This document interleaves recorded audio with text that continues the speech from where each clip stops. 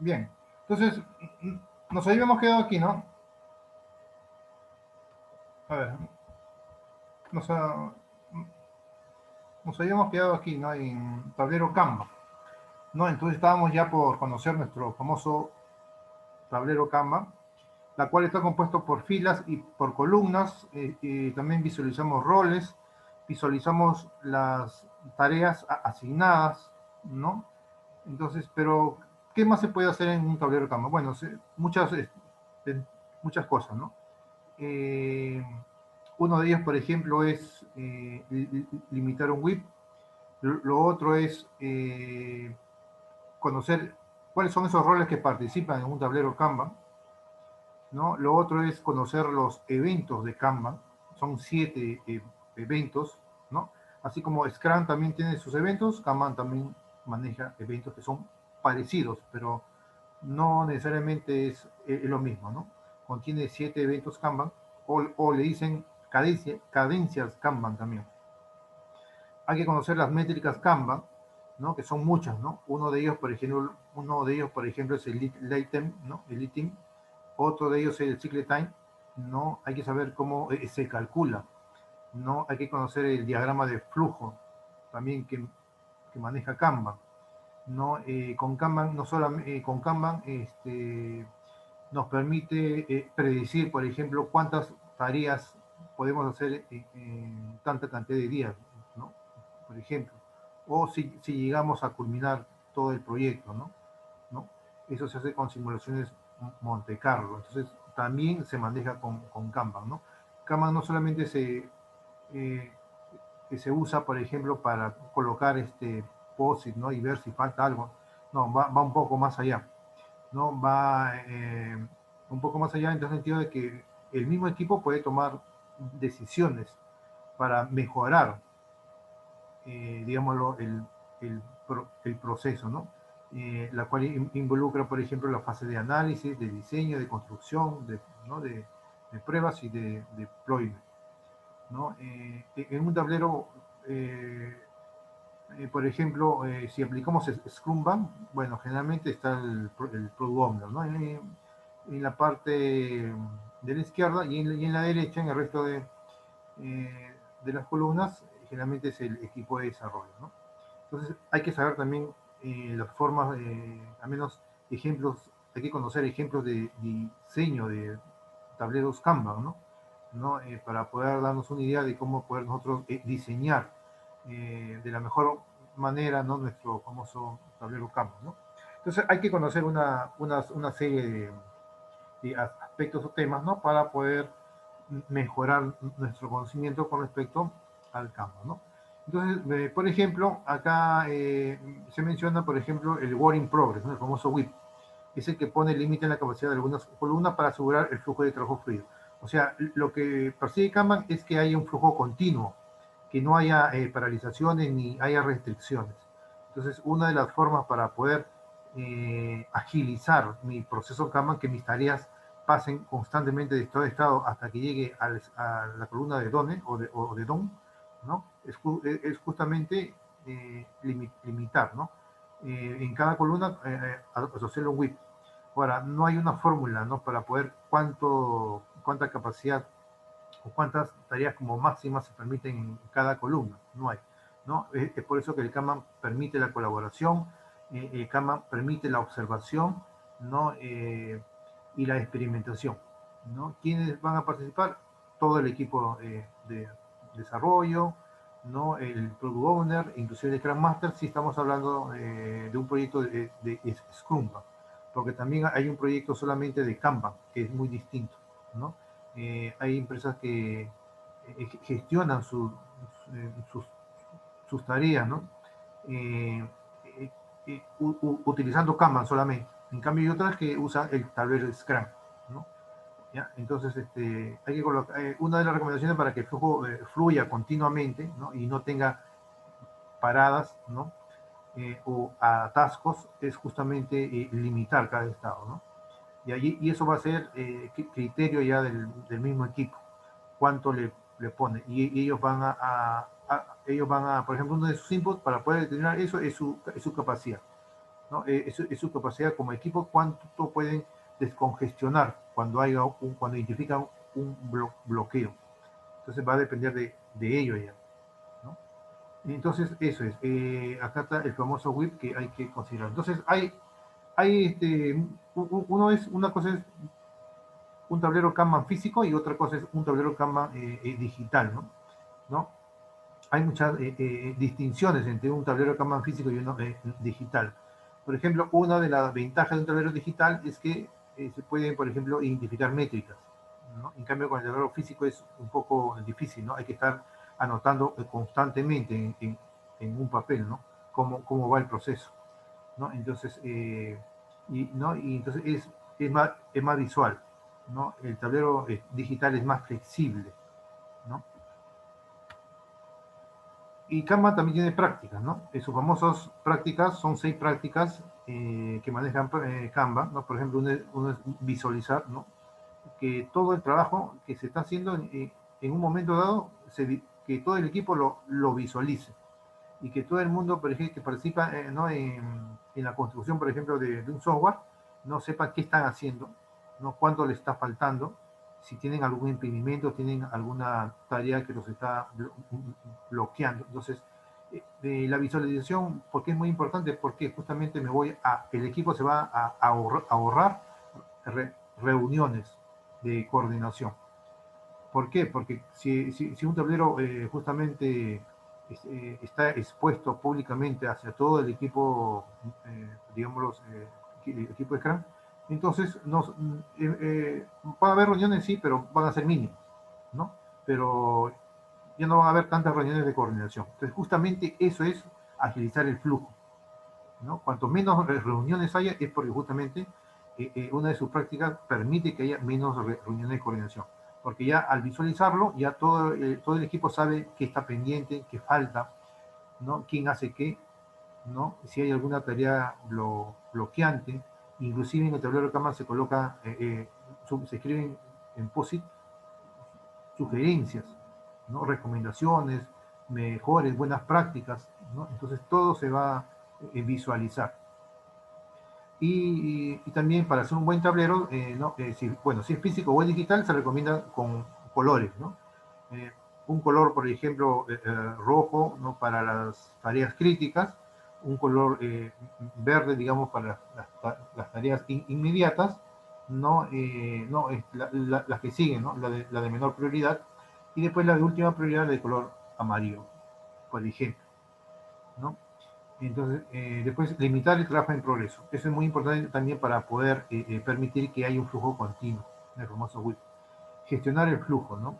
Eh, vi, visualizando, ¿no? O uno permite justamente gestionar que ese flujo fluya continuamente, ¿no? Al asignar las tareas, ¿no? Al colocar el famoso WIP, al incluir eh, políticas, ¿no? Entonces, el mismo tablero Kanban, ¿no? Nos va a permitir gestionar todo el flujo, ¿no? Hacer políticas explícitas, no necesariamente tiene que haber políticas, por ejemplo, son como unas condiciones de poder, de estado a estado. Por ejemplo, para que una tarea está en desarrollo pase a la fase de pruebas, ¿qué condiciones necesita? A lo mejor necesita ser revisado por un supervisor, a lo mejor necesita ser eh, co coordinado, ¿no? Necesita realizarse una cierta documentación mínima, ¿no? Necesita codificarlo, necesita integrarse, entonces esas son como condiciones, ¿no? ¿No? Entonces son como políticas explícitas que necesariamente se tiene que cumplir para pasar de un estado a otro estado, ¿no? Entonces eso es lo bueno de Kanban, que tiene política. En cambio, en un tablero Scrum, ¿no? Scrum Board, no hay políticas, no hay WIP, ¿no? Entonces son esas cosas adicionales, ¿no? Que existen en un tablero Kanban. Después, implementar bucles de retroalimentación. Eso indica, por ejemplo, que todos van a retroalimentarse en cuanto a conocimientos. E inclusive el mismo cliente puede observar el tablero Kanban para ver cómo va su producto, ¿no? Quiere conocer, por ejemplo, la fecha de entrega, ¿no? Entonces, se le invita en una de las reuniones para poder, inclusive, ¿no? Si tiene alguna sugerencia sobre algún cambio, una mejora, también ahí participa. O sea, la retroalimentación es en la que todos participan. Participa el cliente, participa el mismo equipo, inclusive se les invita a los mismos sponsors, ¿no? Porque ellos quieren ver cómo va el proceso. Y visualizando nada más se toman la decisión, ¿no? Si se hacen ajustes o no requiere ajustes, ¿no? ¿No? Después el otro es mejorar en colaboración, evolucionar y experimentalmente, ¿no? Eso está asociado más a la mejora continua, ¿no? ¿No? Se hacen ajustes y constantemente todos los días en las reuniones diarias, ¿no? Siempre, ¿no? Pero el Kanban tiene una reunión diaria con otro nombre que es parecido a la reunión diaria de Scrum, ¿ya? Es una de las carencias de Kanban, ¿no? Entonces, donde fomenta la colaboración, la comunicación, ¿no? Y eso justamente ahí en la colaboración, ¿no? Inclusive Kanban fomenta la transparencia y la inspección del producto, ¿no? Entonces, en un tablero Kanban uno puede visualizar si, por ejemplo, si alguien detecta un bug, ¿no? Si alguien detecta un bug, entonces lo va colocando ahí, como una sugerencia. Se encontraron tanta cantidad de bugs, ¿no? En tal producto. Entonces, y después todos como equipo tratan de solucionar eso, ¿no? Siempre y cuando es parte de si es bloqueante, ¿no? Hay que identificar las tareas que están bloqueadas, ¿no? Inclusive cuando se asigna un WIP, ¿no? De 5, por ejemplo, y son 6 tareas, esa tarea de 6 no va, ¿no? ¿No? ¿Por qué? Porque ya hay un WIP definido. Y así, ¿no? Es una mejora continua de observar, de tomar decisiones, de experimentar, ¿no? De mejorar el proceso. Entonces, estas prácticas buscan ver el trabajo y las políticas que determinan cómo estas se procesan, ¿no? Entonces, mejorar el proceso de una manera evolutiva, dice, manteniendo y amplificando cambios útiles, ¿no? Los cambios tienen que ser constructivos, ¿no? Útiles. Y aprendiendo, incluso invirtiendo, disminuyendo cambios ineficaces, ¿no? ¿No? Por ejemplo, claro, ¿eso qué quiere decir? Invirtiendo, disminuyendo cambios ineficaces. ¿Por qué? Porque justamente el mismo equipo está aplicando la experimentación, ¿no? Como no sabe cuál es la solución, por ejemplo, cuando se asigna un valor al WIP, no hay una fórmula para asignar un valor al WIP. Entonces el equipo tiene que experimentar, ¿no? Entonces va a experimentar, entonces pone un valor y después para el siguiente flujo pone otro valor, ¿no? Puede aumentar el WIP como puede disminuir, ¿no? Eso es un cambio ineficaz. Que, por ejemplo, pensó que un WIP de 4 era lo mejor para que fluya continuamente, ¿no? Y se dio cuenta en el siguiente día, no. Y sigue el atasco, entonces le puso un WIP de 5. Eso es un mito. Visualizar, por ejemplo, los sistemas Kanban utilizan mecanismos como un tablero Kanban para visualizar el trabajo, ¿no? Y el proceso por el que pasa, ¿no? Se visualizan todas las tareas y se visualiza todo el flujo, cómo fluyen las tareas de estado en estado, ¿no? Para demostrar dónde en el proceso de un equipo que trabaja en un servicio acepta realizar un elemento de trabajo específico, punto de compromiso. También hay un punto de compromiso, ¿no? Todo el equipo hay un punto de compromiso, ¿no? Lo que se recomienda en un tablero Kanban es que, por ejemplo, haya una columna de backlog y también haya las otras columnas para el equipo de desarrollo. Pero entre el backlog y todo el equipo entre todas las columnas del equipo de desarrollo se recomienda que haya una columna intermedia, que justamente esa es la columna de compromiso. Ese es el punto de compromiso. ¿Para, para qué?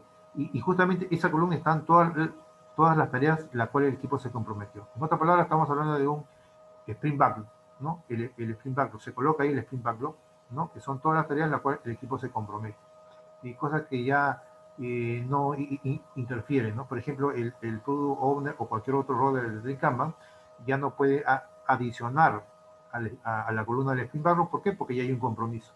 Y el mismo equipo ya sabe, por ejemplo, que se ha comprometido en ese flujo, ¿no? Comprometerse en todas las tareas que están asociadas en esa columna, que es el punto de compromiso. Entonces, de ahí es su punto de partida, ¿no? Y de ahí fluye todas las tareas. Y todo el equipo se reparten las tareas, ¿no? Después, donde el equipo entrega el punto de trabajo a un cliente, también el punto de entrega. Así como hay un punto de compromiso, también tiene que haber un punto de entrega, donde finaliza, ¿no? Entonces, se recomienda que también después del DOM, ¿no? O antes del DOM, mejor, tiene que haber una columna punto de entrega. Y eso es lo que va a entregar el equipo, ¿no? Tiene que haber un punto de partida de dónde inicia el equipo y un punto de entrega, ¿no? Después, políticas que determinan qué trabajo debe existir en una etapa particular. No, claro, en cada etapa o cada estado tiene que haber ciertas condiciones para pasar de estado en estado, ¿no? ¿Cuáles son esas políticas o esas reglas a nivel de la organización o el mismo equipo puede definir sus propias reglas también, ¿no? Pero ojo que esas políticas siempre se van a aprobar o se van a aplicar en consenso. O sea, tiene que haber un consenso antes de escribirlas en el tablero Kanban, ¿no? ¿No? Entonces, esas son políticas. ¿Por qué? Porque como todos se comprometen, todos son responsables de justamente de aplicar esa política. Entonces, tiene que haber un consenso, ¿no? Tiene que haber un consenso para que todos apliquen esa política. Después, límites en WIP, ¿no? Tiene que haber necesariamente el límite en WIP en cada columna. Generalmente es en la columna que está eh, en progreso, ¿no? Entonces, las columnas que están en progreso son antes del punto de partida, ¿no? Entonces, esas columnas hay que ponerle un WIP, ¿no? Para que no haya atascos, no haya sobresaturación de las tareas, ¿no? Entonces, el mismo equipo tiene que necesariamente eh, limitar, ¿no? La capacidad de trabajo, ¿no? de ese estado. Limitar el trabajo entre un progreso WIP es cuando establece límites a la cantidad de trabajo que tiene un progreso en un sistema y usa esos límites para guiar cuándo comienzan nuevos elementos.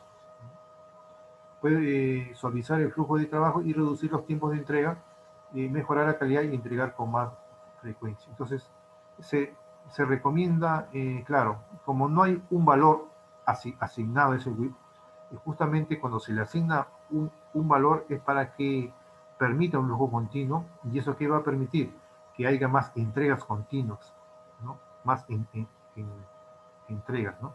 Entonces, justamente eso es, ¿no? Se tiene que definir un WIP para que haya un flujo y para reducir el tiempo de entrega, ¿no? Entonces, cuando más reduzca el WIP, ¿no? Obviamente hay menos tareas que se van a ejecutar dentro de ese estado, ¿no? Entonces van a fluir. Pero ojo que no debe ser tan chiquito ni tampoco tan grande, ¿no? Entonces, lo que se recomienda es un punto intermedio y eso lo tiene que definir el mismo equipo, ¿no? Lo ideal es, no, por ejemplo, si el WIP es muy extenso, ¿no? Si se define un WIP muy grande, entonces va a haber mucho tiempo de espera para pasar de un estado a otro estado, ¿no? ¿No? ¿Por qué? Porque si el WIP, por ejemplo, es 10, entonces 10 tareas se tienen que resolver ahí en ese momento. Entonces, eso puede implicar, por ejemplo, que puede haber retrasos en las entregas. ¿Por qué? Porque como se ha asignado un WIP muy extenso, entonces puede haber, por ejemplo, tareas de documentación, otro, por ejemplo, puede ser las famosas reuniones. Entonces, todo eso es parte del WIP. Entonces, no, no se sugiere que el WIP sea muy extenso ni tampoco muy pequeñito, porque si el WIP es muy pequeño, entonces van a haber horas hombre, sin hacer nada, ¿no? Ocio. Entonces, lo que se recomienda es un WIP más o menos un promedio entre lo más bajo y lo más alto. Y eso, ¿quién lo define? El mismo equipo, lo define de acuerdo a su experiencia.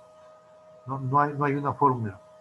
No hay una fórmula, ¿no? El mismo equipo sabe cuánto es su capacidad y sabe cuántas tareas pueden, eh, o sea, cuántas tareas pueden finalizarse, ¿no? Pueden pasar de un estado a otro estado. Eso va a depender de su experiencia, va a depender mucho de su creatividad, ¿no? Y de su trabajo en equipo. No es un trabajo individual, sino un trabajo como equipo. Después, introducir y respetar los límites del trabajo en Progression Web cambia de sistema push a un sistema pull, ¿no?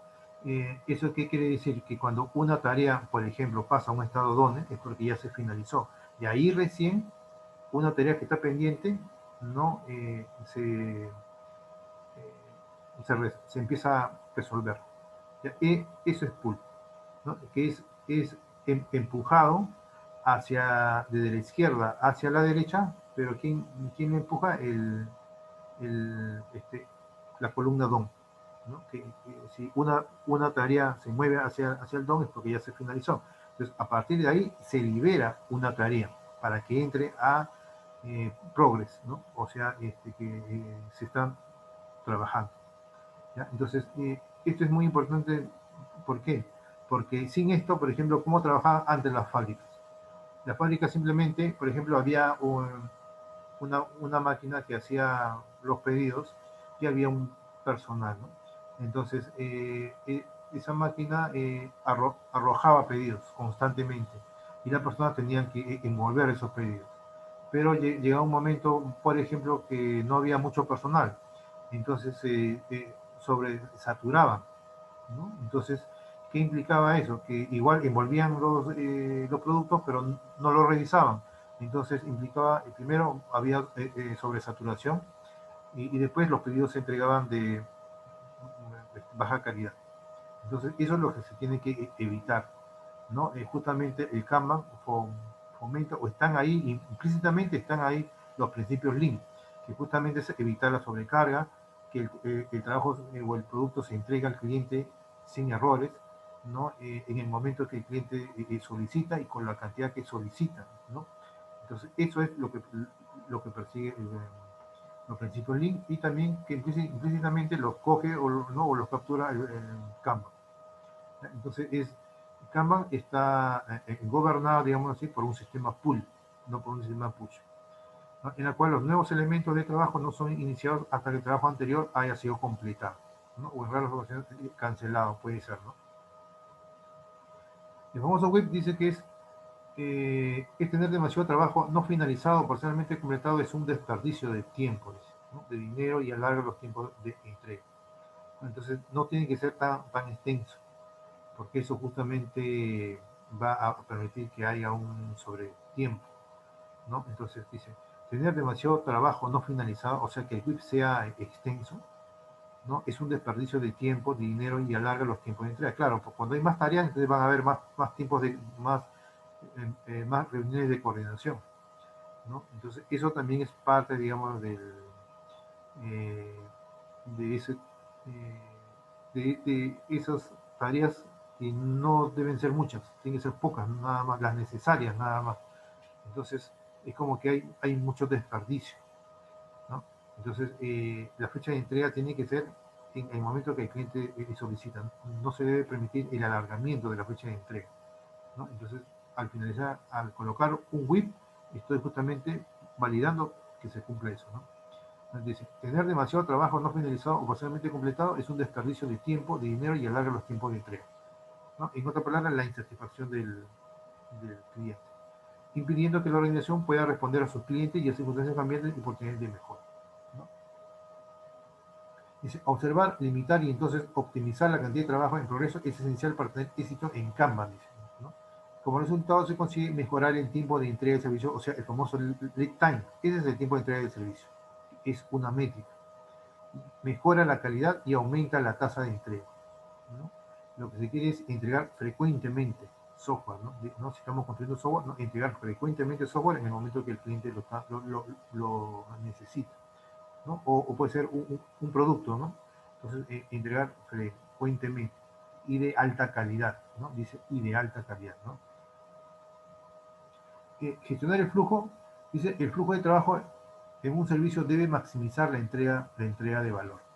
Claro, ¿no? Que el flujo no tenga restricciones, no tenga impedimentos, ¿no? Inclusive en un tablero de cama se identifican también riesgos. Y justamente la idea de la visualización es minimizar esos riesgos.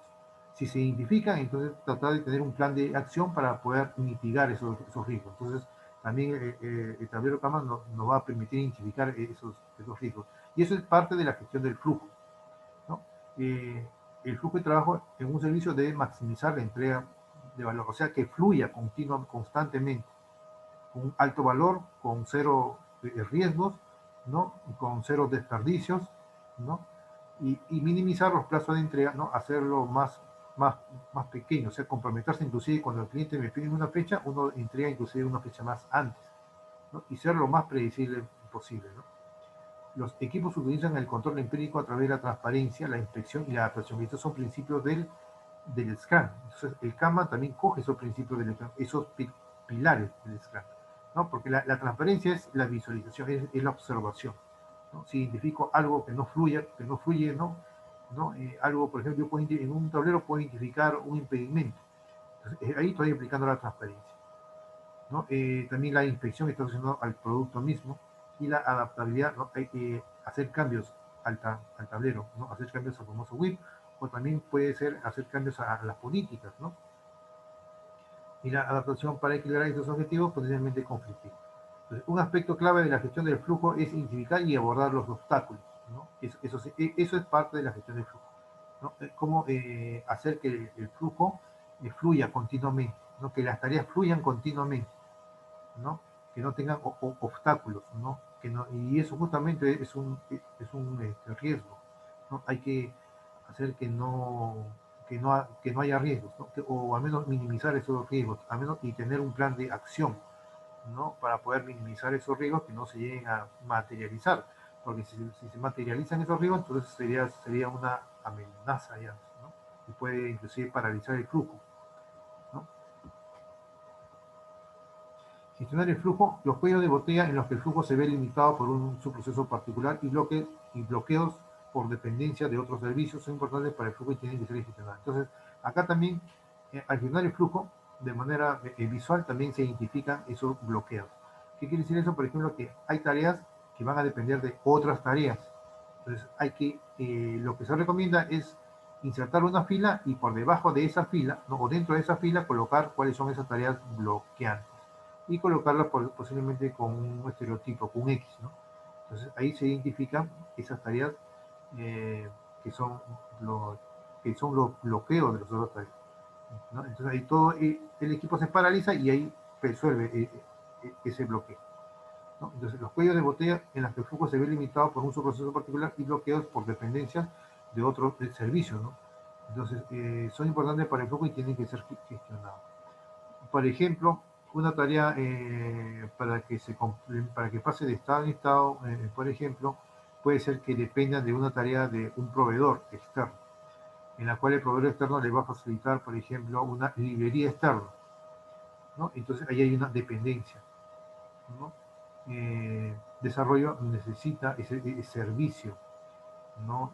Que le va a proporcionar un proveedor externo. Entonces, ahí hay una dependencia, hay que identificarlo, ¿no? Y hay que tomar decisiones para evitar que aparezcan otra vez o agilizar el flujo. Esa es parte de la gestión. Entonces, una de las claves para maximizar el flujo de valor es conocer el costo del retraso de los elementos de trabajo, ¿no? O sea, cuánto va a costar retrasar, ¿no? Esta es la cantidad de valor del elemento que se pierde debido a retraso en la implementación del tiempo, ¿no?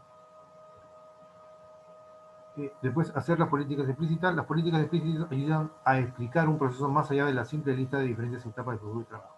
Las políticas deben ser escasas, o sea, lo más concisas, pero tienen que ser bien comprensibles y simples, bien definidas y visibles, siempre aplicadas y fácilmente modificables por las personas que trabajan en el servicio. O sea, las políticas se pueden modificar. No,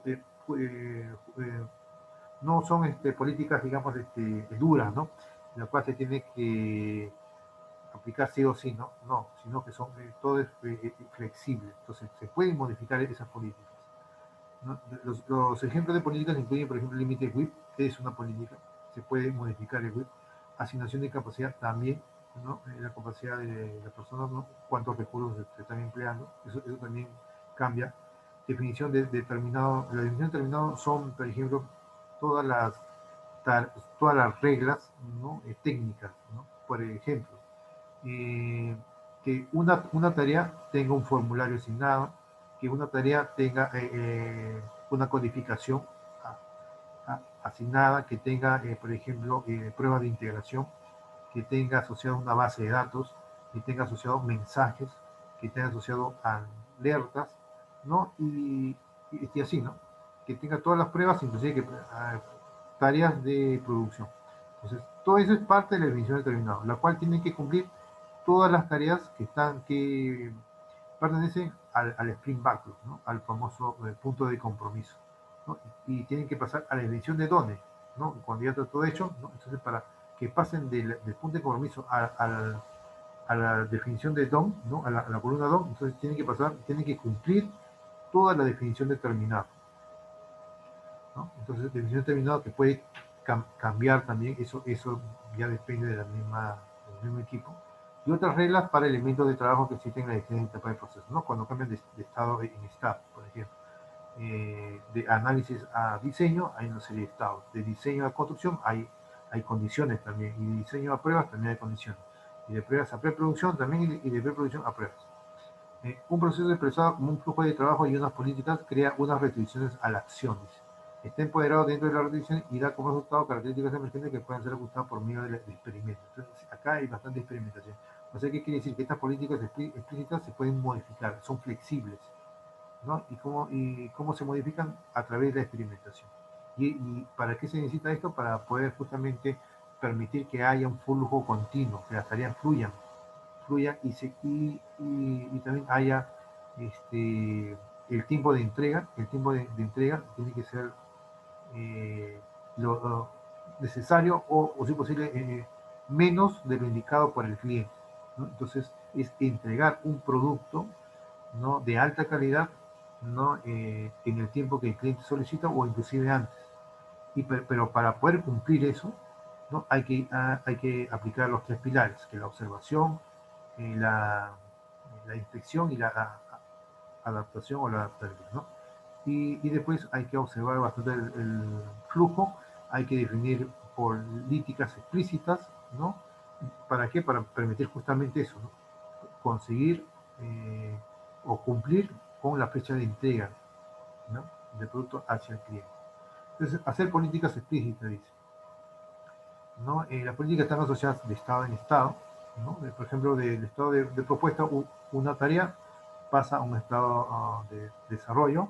También hay otras políticas, ¿no? Y para pasar de desarrollo a producción también hay unas políticas. O sea, inclusive dentro de cada estado, por ejemplo, en curso, ¿no?, se están desarrollando. Entonces, ¿cuáles son esas condiciones que pasan de curso para que esté listo? Entonces, esa es una política dentro de la propuesta. Otra política son, por ejemplo, cuáles son esas políticas que se tienen que cumplir para que cuando se esté construyendo ya se indica que ya está listo, ¿no? Entonces, eso es lo más recomendable en un tablero Kanban, colocar las políticas, pero no solamente colocar análisis, diseño, construcción, no, sino que cada columna también tenga uno en curso, ¿no?, que se están haciendo, y una columna de listo, ¿no? Eso va a fomentar más la transparencia, ¿no? Porque si no se pone ese listo, entonces no se sabe cuáles son esas tareas que ya, por ejemplo, cuáles son las tareas que ya están propuestas, listos para que pasen o que están ya comprometidas, ¿no?, resueltas, y para pasar a desarrollo. No se puede saber, ¿no? Se necesita una columna adicional en cada estado. Y de esa manera el equipo toma decisiones. Sabe del día a día cuántas columnas se están incrementando, ¿no?, cuántas tareas realmente se mueven, ¿no? Y de esa manera se tiene una mejor gestión del flujo, ¿no?, mediante las políticas, mediante la definición de WIP, ¿no?, y colocar, dividir cada, digamos, estado en subestados, ¿no? Entonces, el comportamiento de los sistemas complejos, aunque pueden estar dirigidos por políticas simples, no es posible predecirlo, dice, ¿no? Las políticas que pueden aparecer intuitivamente obvias, por ejemplo, cuanto antes se empiecen, más pronto se podrán terminar, dice, a menudo producen resultados contrarios a la intuición. Por esta razón es una práctica fundamental hacer explícitas las políticas que se explican a los servicios para que haya un mecanismo visible y directo para cuestionar y cambiar las políticas siempre que sean consideradas contraproducentes o se considere que no deben aplicarse. Entonces es flexible, ¿no? Esas políticas son flexibles, ¿no? El mismo equipo va a definir realmente cuáles son esas políticas, la cual hace que una tarea que esté en curso dentro de la fase de propuesta pase a la fase de desarrollo y para que pueda estar en curso, ¿no? Entonces, esas son las políticas, son explícitas y son flexibles. Flexible quiere decir que se pueden eliminar políticas cuando se pueden adicionar, ¿no? Implementar bloques de retroalimentación. Dice, los circuitos de retroalimentación son un elemento esencial en cualquier sistema que busque proporcionar un cambio evolutivo, ¿no? Claro, tiene que haber bloques de retroalimentación justamente para fomentar la mejora continua de un tablero Kanban, ¿no? Entonces, mejorar la retroalimentación en todas las áreas del proceso es importante, particularmente en los siguientes aspectos. Tiene que estar alineado con la estrategia, coordinación operacional, gestión de riesgos, también, o sea, identificar riesgos, ¿no? Eso es, ¿no?, que todo el equipo decida identificar riesgos, ¿no? Ahí hay una retroalimentación de información. Identifica riesgos, identifica el plan de acción de esos riesgos, hay una mejora de servicio, hay retroalimentación, hay un flujo continuo y entrega al cliente, ¿no? Entonces, eso es, ¿no?, implementar bucles de retroalimentación. Entonces, implementar bucles de retroalimentación, ciclo vital, dice. Kanban define 7 oportunidades de retroalimentación específicas, eh, ¿no? O sea, de dónde viene la información, ¿no? ¿No? Esa recomendación, de dónde, de qué reunión, de qué evento viene esa información, ¿no? Entonces, recomendación específica o cadencia, le dice. Las cadencias son las reuniones o revisiones cíclicas que dirigen la evolución, cualquier cambio y prestación de servicio efectivo. Dice, debido a que los elementos de trabajo tienden a fluir a través de un sistema Kanban en flujo de una sola pieza, y cada sistema es diferente con respecto a las etapas del flujo anterior, ¿no?, del flujo de trabajo, la mejor manera de describir el ciclo de vida del método Kanban es a través de los bloques de recomendación involucrados, ¿no? Entonces son eh, reuniones. Por ejemplo, uno tenemos la revisión de la estrategia, ¿no?, que vamos a pasar a explicar, que se desarrolla cada 3 meses, ¿no? Ojo que estas son reuniones del propio Kanban. Después tenemos la revisión de operaciones, que es cada mes, ¿no? Cada mes hay una reunión. La revisión de riesgos es para identificar riesgos, también cada mes, pero se recomienda, por ejemplo, que haya una revisión de riesgos todos los días, ¿no?, o en cualquier momento se puede identificar riesgos, ¿no? Entonces, pero hay un estado que es revisión de riesgos que es mensual. Revisión de entrega del servicio, ¿no?, que es quincenal. También hay una reunión, la cual consiste en que justamente se revisa el producto, ¿no?, y se gestiona todo lo necesario para entregar el servicio. Revisión de reabastecimiento, también semanal, es para reabastecer el tablero Kanban, ¿no?, con más tareas. Después la reunión de Kanban también diaria, ¿no?, y la reunión de planificación de entrega. Entonces, son cadencias, ¿no?, la cual vamos a explicar más detalladamente, ¿no?, para poder entenderlo mejor. Por ejemplo, la visión de estrategia es la visión de los servicios a proporcionar y el contexto en el que esos servicios son apropiados, ¿no? O sea, ¿cuáles son esos servicios que se requiere implementar? Esa es la revisión de estrategia, ¿no? Entonces, se selecciona, por ejemplo, un servicio de construcción de algo, ¿no?, de un software.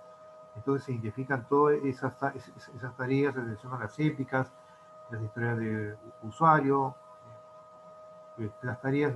Entonces, eso es seleccionar los servicios a proporcionar, ¿no? Como en un tablero Kanban puede fluir una cantidad de servicios, ¿no?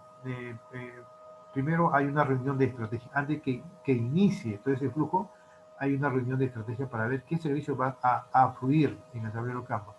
Entonces, ese es a nivel de la organización, ¿no?, de la misma organización, que se va a encargar justamente de revisar toda la estrategia de la misma organización, ¿no?, de la organización propiamente dicha, para poder identificar y seleccionar esos servicios que van a ser implementados, ¿no?, y que van a ser parte del flujo continuo del tablero Kanban.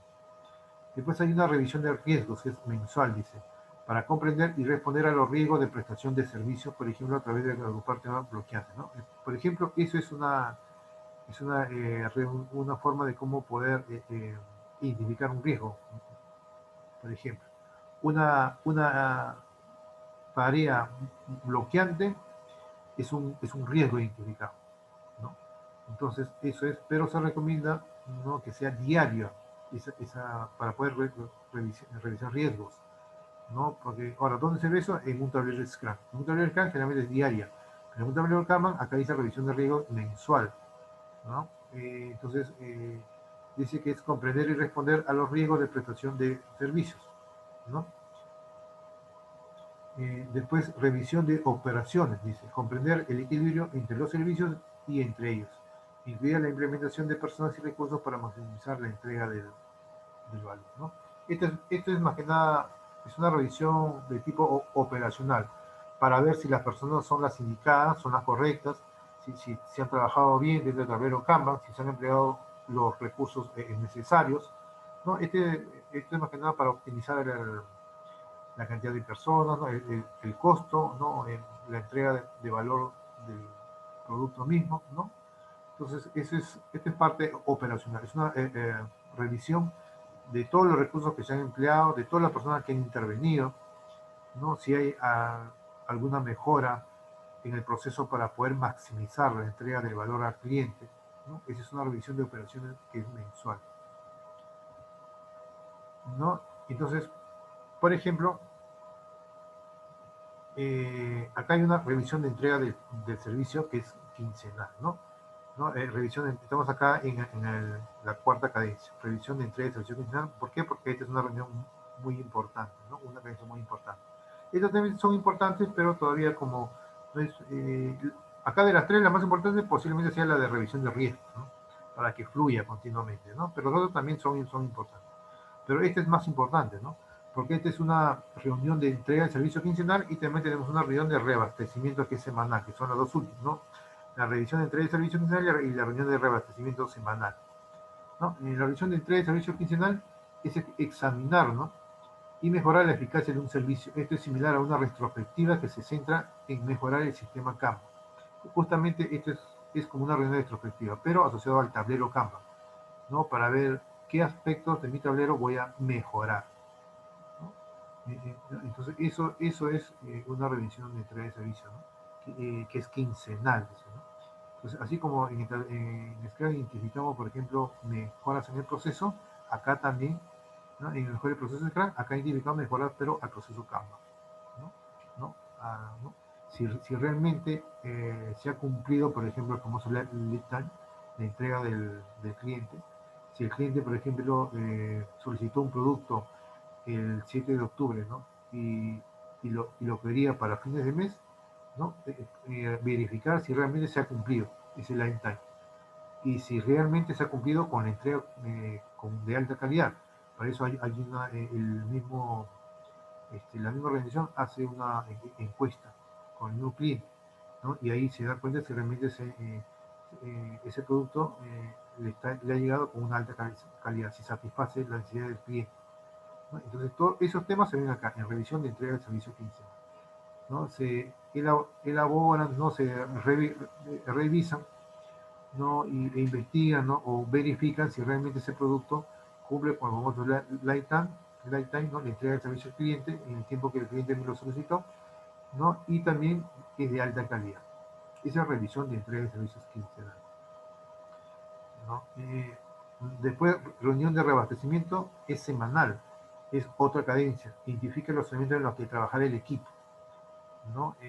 Y determine qué elementos de trabajo se pueden seleccionar a continuación. Esto es análogo a una reunión de planificación para un sprint de iteración. O sea, estamos hablando acá de una reunión de planificación del sprint, que es parecido a una reunión de reabastecimiento semanal, ¿no? Habíamos indicado que en la reunión de planificación del sprint participa el Product Owner y participa el equipo de desarrollo, ¿no? En la cual el Product Owner le va explicando en qué consiste el famoso Product Backlog, ¿no? Y el equipo de desarrollo va atendiendo y comprendiendo, ¿no? Hasta que ya lo entienda todo y se hacen las estimaciones de la historia de usuario y también el equipo identifica esas tareas asociadas a la historia de usuario y también identifica, hace la asignación de las tareas también. O sea, el mismo equipo de desarrollo hace la asignación de la historia de usuario, ¿no? De sus estimaciones y también hace las estimaciones del tiempo que se va a demorar en implementar esas tareas, ¿no? Entonces, eh, una vez que se identifica eso, el mismo equipo ya selecciona, ¿no? ¿Cuáles son esos items del Product Backlog, la cual van a pertenecer al Sprint Backlog? O sea, esa actividad es análoga a la reunión de reabastecimiento. El equipo de desarrollo necesita un subconjunto de Product Backlog para poder continuar, ¿no? Con la implementación. Entonces, el mismo equipo se reúne y identifica los elementos en los que trabajará el equipo y determine qué elementos de trabajo se pueden seleccionar a continuación, ¿no? Esto es análogo a una reunión de planificación para un sprint o una integración. Después tenemos la reunión diaria, la reunión Kanban diaria, la reunión de Kanban diaria, ¿no? Que un equipo que trabaja en un servicio coordina sus actividades del día. Esto es análogo a un stand-up diario o un daily scrum, ¿no? Es parecido, ¿no? La ventaja es que es más visual, o sea, hay más políticas, ¿no? Se define, hay métricas también. Acá en la reunión diaria también se definen métricas, se identifican las métricas y se hace. Y acá hay una actividad, por ejemplo, que consiste en medir cómo va el equipo, ¿no? Si va a cumplir o no con la fecha de entrega, ¿no? Para eso Kanban tiene sus famosas métricas, su lead time, su cycle time y otras métricas más, ¿no? Entonces, es la reunión de Kanban diaria, ¿no? Un equipo que trabaja en un servicio coordina sus actividades del día a día. Esto es análogo a un stand diario. Entonces, acá el mismo equipo puede emplear el Kanban y también puede emplear su famoso Burnout Chart, ¿no? Y en base a eso toma sus decisiones. Después, la reunión de planificación de entrega por cadencia de entrega, ese es otro evento, ¿no? Eso es antes de entregar, debe haber una reunión de planificación, de gestión, cómo lo va a entregar, ¿no? O sea, ya tiene ese producto, pero para poder entregarle al cliente tiene que haber una reunión de planificación de entrega, por cadencia de entrega. Supervisar y planificar las entregas a los clientes, ¿no? Entonces, esto es parte de la gestión, ¿no? Cómo se le va a entregar, cómo se le va a supervisar, o sea, cómo va a verificar realmente si le ha llegado al cliente, ¿no? Hacer todo un cronograma de entregas, ¿no? Entonces, eso se define en la reunión de planificación de entrega, por cadencia de entrega. Entonces, como vemos, todos están relacionados. Todas las reuniones están relacionadas. Inclusive nos están indicando ahí con qué frecuencias se van a ocurrir, ¿no? La revisión de estrategia trimestralmente, la revisión de operaciones mensualmente, la revisión de riesgos mensualmente, pero se sugiere que sea diario, la revisión de servicios prestados quincenalmente, la reunión de retroalimentación semanal, la reunión de Kanban diariamente, la reunión de planificación de entrega según cadencia de entrega. Ahora, la revisión de riesgos no debería ser una cadencia, por ejemplo, que es parte de las cadencias, ¿no? Pienso que esa revisión de riesgo debería estar inmersa en cada cadencia, ¿no? Porque los riesgos pueden haber al revisar las operaciones, a revisar la estrategia, a revisar los servicios prestados, ¿no? Es decir, los riesgos hay en todo. Entonces, eh, todas las cadencias se comunican, transmiten información, ¿no? Y envían los resultados, ¿no? Para mejorar en colaboración y evolucionar experimentalmente, dice. Kanban comienza con el proceso tal como existe actualmente y explica una mejora continua e incremental en lugar de intentar alcanzar un objetivo final predefinido. No existe un punto final en dicho proceso de cambio debido a que la perfección en un entorno que cambia constantemente es inalcanzable, ¿no? El proceso evolutivo involucra diferenciación en el sentido de hacer frente a las diferencias mutaciones, elegir una actitud, preservando y amplificando cambios útiles mientras sea motivo o revelen cambios significativos. O sea, ¿qué indica esto? Por ejemplo, que siempre el tablero Kanban, ¿no? Si lo vemos como proceso, ¿no? Ese proceso va a, a tener cambios constantemente, ¿no? Todo el equipo va a identificar esos cambios y eso va a afectar al proceso, pero obviamente si va a afectar al proceso tiene que ser eh, para, para mejoría del proceso, ¿no? Entonces eso indica hay que mejorar y en colaboración, no solamente una persona puede indicar, ¿no? Es que todo el equipo, ¿no? Trabaje colaborativamente, ¿no? Y en base a la experimentación evoluciona el proceso, ¿no? Mejore el proceso, ¿no? Y eso va a depender mucho de la actitud de las personas, ¿no? De los cambios que hagan, ¿no? Cuando hagan esos cambios, entonces va a depender mucho de la actitud de las personas, de la motivación de las personas, del trabajo organizado de la persona. Ahora, de roles. Pero antes de hablar de roles, vamos a hablar un poquito de las cadencias. Hay que hablar un poco más, ¿no? Entonces yo he tratado de investigar, ¿no? Para poder justamente ir un poco más allá, ¿no? No solamente enfocarnos a lo que dice la PPT, ¿no?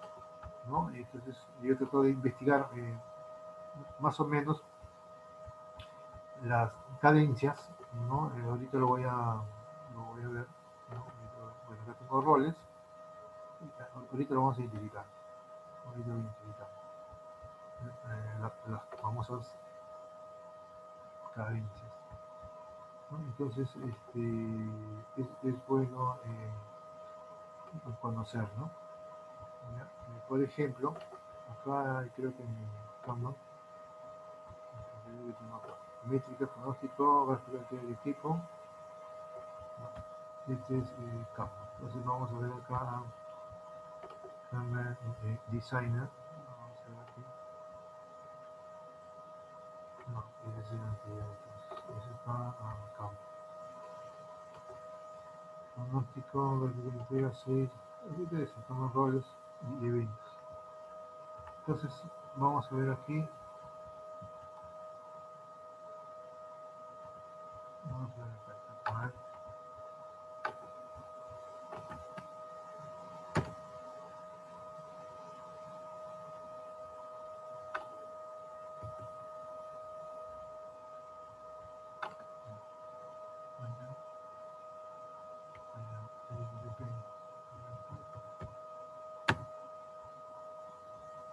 Ya, acá tenemos roles.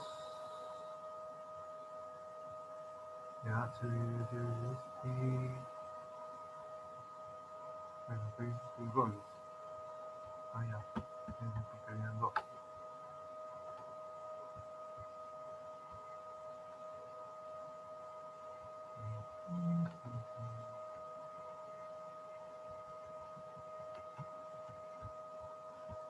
Un ratito, ahorita vamos a ver.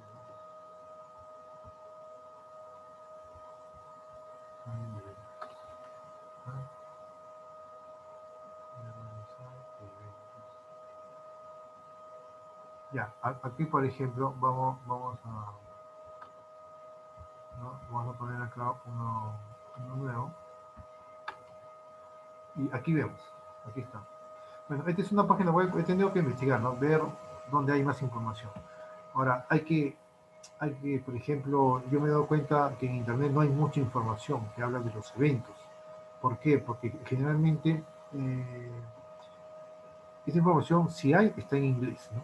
Hay que traducirla, hay que interpretarla, o también en YouTube también, ¿no? He visto que también se menciona. Bien, entonces yo he investigado, he encontrado, o sea, he tratado de encontrar más información, ¿no? Que lo que explica la diapositiva, ¿no? Para ver si realmente indica lo correcto, ¿no? Y tratar de afianzar más nuestro conocimiento. Entonces, por ejemplo, hay un instituto, una universidad creo que es Cambridge University, ¿no? De David Anderson, que lo fundó, y la cual ahí justamente ofrecen capacitaciones, ¿no? Todo eso, pero sus materiales no es tan sencillo de buscarlo, ¿no?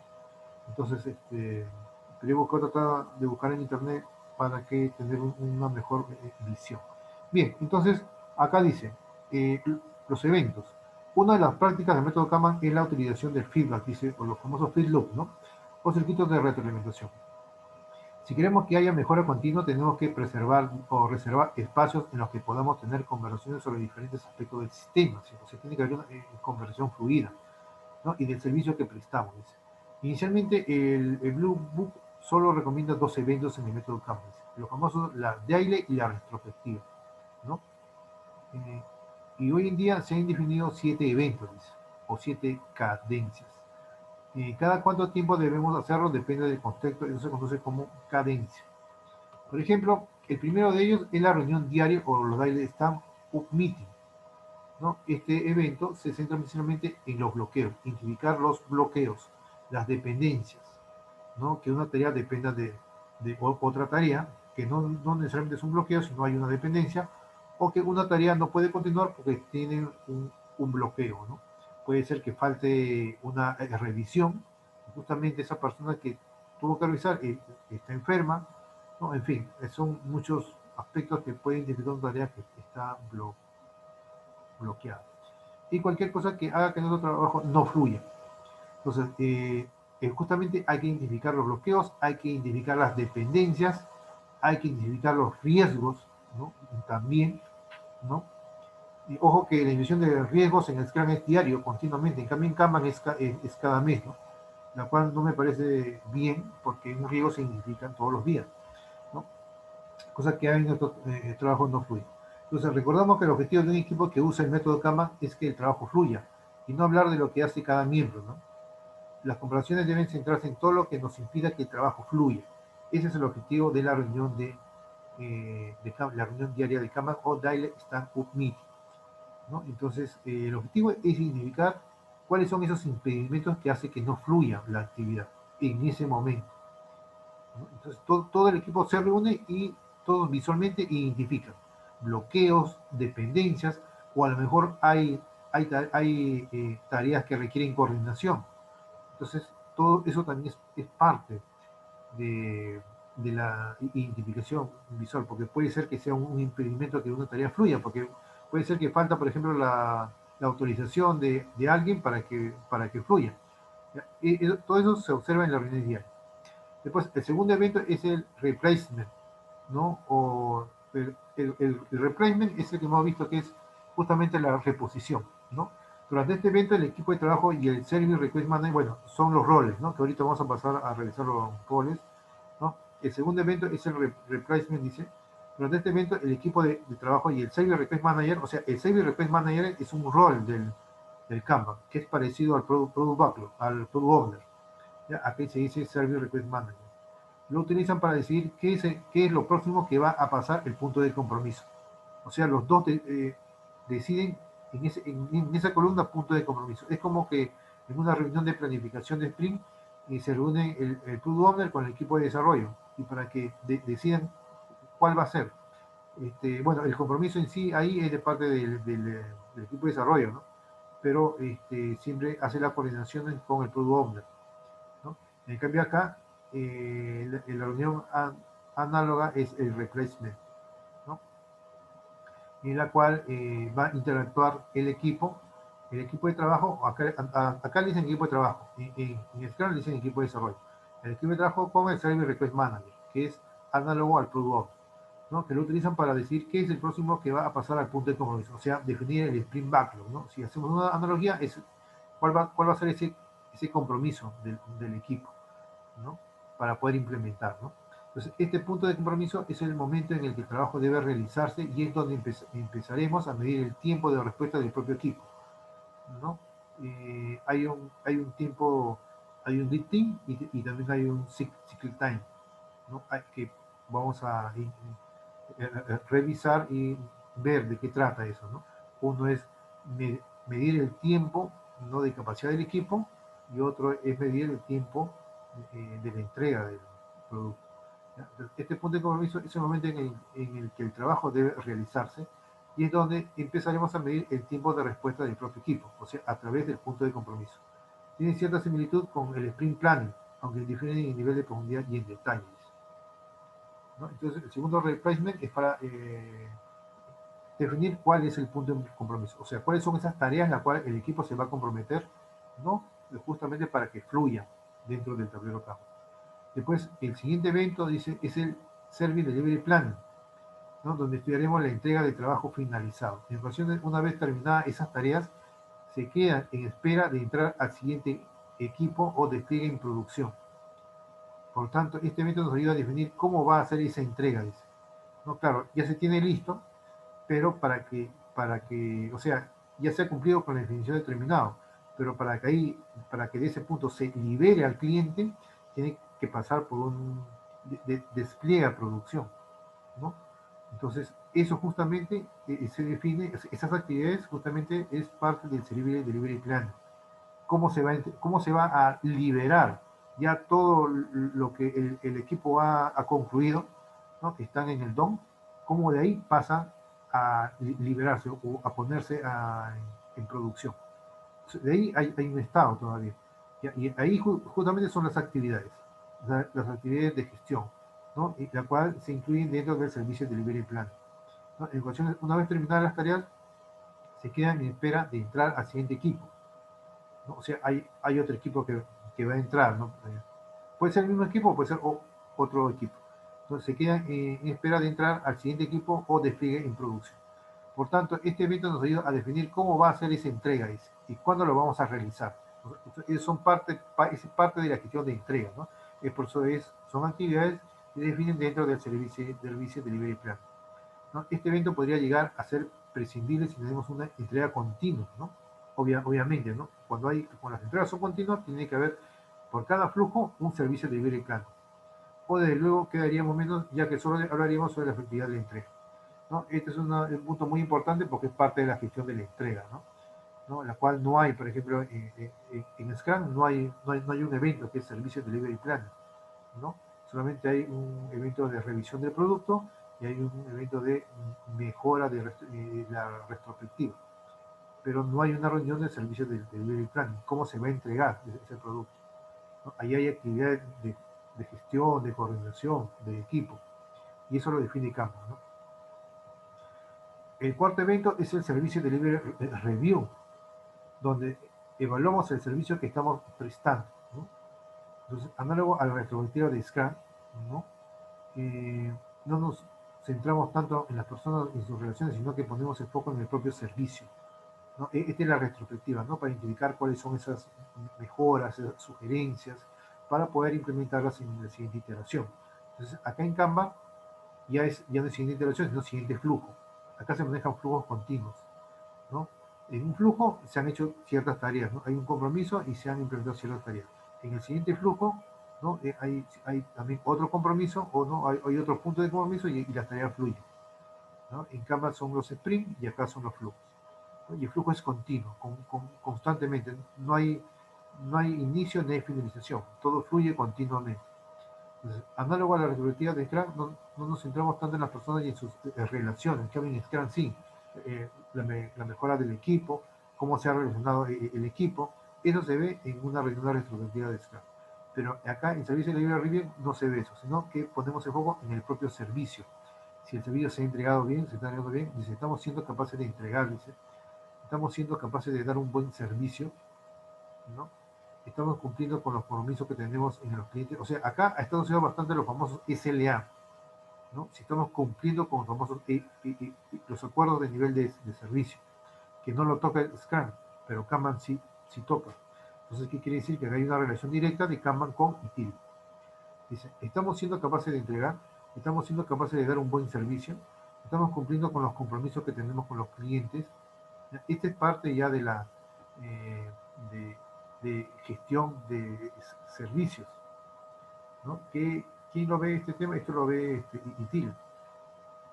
El foco es evaluar el propio servicio en sí, aunque es cierto que en este servicio participan personas y sus relaciones son relevantes, ¿no? Quizá Scrum sí que le da más relevante a que hablemos de las relaciones entre las personas de lo que el método Kanban propone. Claro, cuando es mejora de las personas es Scrum, y Kanban es mejora del servicio, ¿no? Eso se ve acá en el servicio de review. ¿Qué podemos mejorar en el servicio, ¿no? El proceso mismo también se puede mejorar, ¿no? Después, los siguientes tres eventos no tienen una correlación directa con Scrum. Podemos decir que son parte del trabajo del Product Owner, ya que esta figura se encarga del product Manager. En Scrum, estos eventos se podrían hacer, sin embargo, no están presentes en la guía de Scrum. El quinto evento es la estrategia review, dice. Como su nombre indica, estudiamos la estrategia de nuestro sistema y lo contrarrestamos con la de la organización, dice.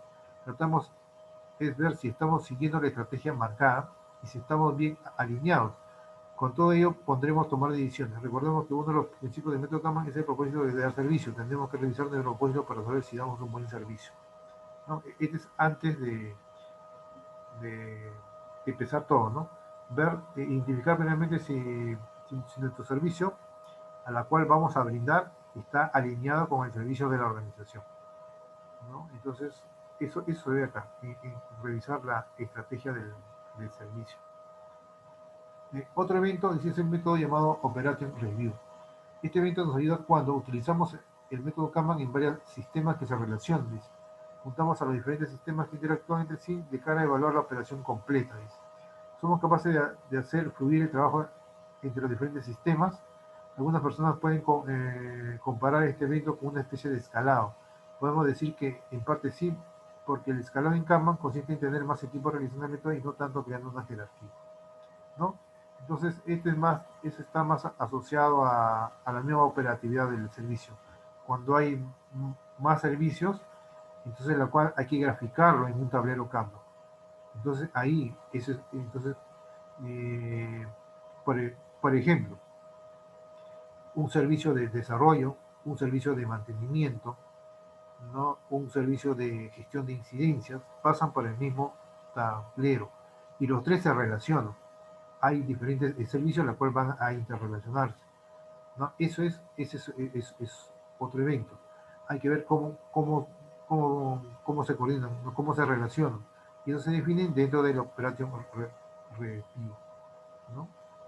Generalmente un tablero Kanban es un servicio, ¿no? Por ejemplo, construcción de software o mantenimiento o gestión de incidencias, pero a veces en un tablero Kanban justamente esos tres servicios están ahí y se tienen que, de alguna manera se relacionan.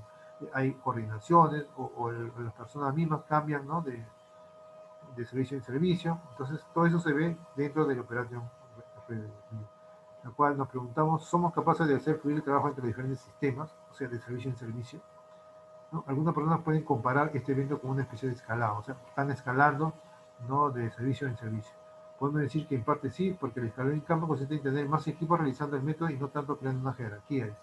O sea, es el mismo método campo. Y por último, tenemos el evento de Risk Review. En este evento evaluamos los diferentes riesgos que atacan al sistema o sistemas circundantes, ¿no? Que están alrededor. Cuando conocí la existencia de este evento me llamó mucho la atención. Es curioso cómo en Scrum no existe una gestión de riesgos prescrita. Aún así, creo que un buen Product Owner debería incorporarlo en un kit de funciones. Bueno, la guía de Scrum no indica, ¿no? Que debe haber una gestión de riesgos, ¿no? Porque esos riesgos, si se van a encontrar, se van a minimizar, va a ser mínimo. Y como hay una mejora continua, no hay una entrega continua, ¿no? Y hay iteraciones dentro del Scrum, entonces eso se van a identificar en la reunión diaria inclusive, y ahí mismo se va a tomar decisiones de qué decisiones se van a tomar para poder mitigar ese riesgo identificado en ese momento. Pero en Kanban no, ¿no? En Kanban hay un evento de gestión de riesgos. Dice, cuando conocí la existencia de este evento me llamó mucho la atención. Es curioso cómo en Scrum necesita una gestión de riesgos prescrita. Aún así, creo que un buen Product Owner debería incorporarlo en su kit de funciones.